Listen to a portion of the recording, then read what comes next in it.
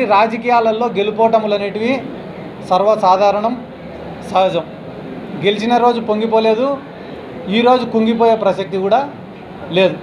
కానీ ఈరోజు నందికొట్కూరు నియోజక ప్రజలందరికీ నేను చెప్పాలనుకునే విషయం ఏమంటే, నాకు ఈరోజు రాష్ట్రంలో ఇంత గుర్తింపు వచ్చిందంటే దానికి కారణం 3. ఒకటి, నందికొట్కూరు నియోజకవర్గ ప్రజలు, ఇక్కడ ఉండేటటువంటి నాయకులు. రెండోది వైఎస్ జగన్మోహన్ రెడ్డి గారు. మూడోది వైఎస్ఆర్ కాంగ్రెస్ పార్టీ.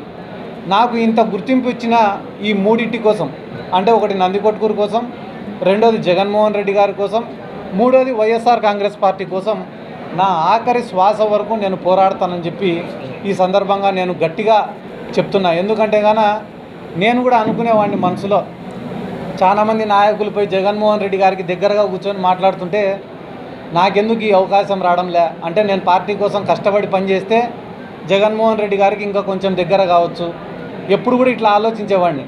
కానీ చాలామంది పార్టీలలో సీనియర్ నాయకులు ఉంటారు, వాళ్ళకే ఎక్కువ ప్రాధాన్యతలు ఉంటాయి, వాళ్ళు చెప్పిన మాటకే ఎక్కువ వాల్యూ ఉంటుంది. కానీ ఇప్పుడు ప్రతిపక్షంలోకి వచ్చినాం కాబట్టి ఇప్పుడు ఈ 5 సంవత్సరాలు నేను కష్టపడతా. అది యువజన విభాగం తరఫున కావచ్చు, పార్టీ కోసం కావచ్చు, పార్టీ సిద్ధాంతాల కోసం కావచ్చు, పార్టీ కార్యకర్తల కోసం కావచ్చు, నా వంతుగా గడిచిన 11 ఏళ్ళు కష్టపడిన దానికన్నా రెట్టింపు కష్టపడతా.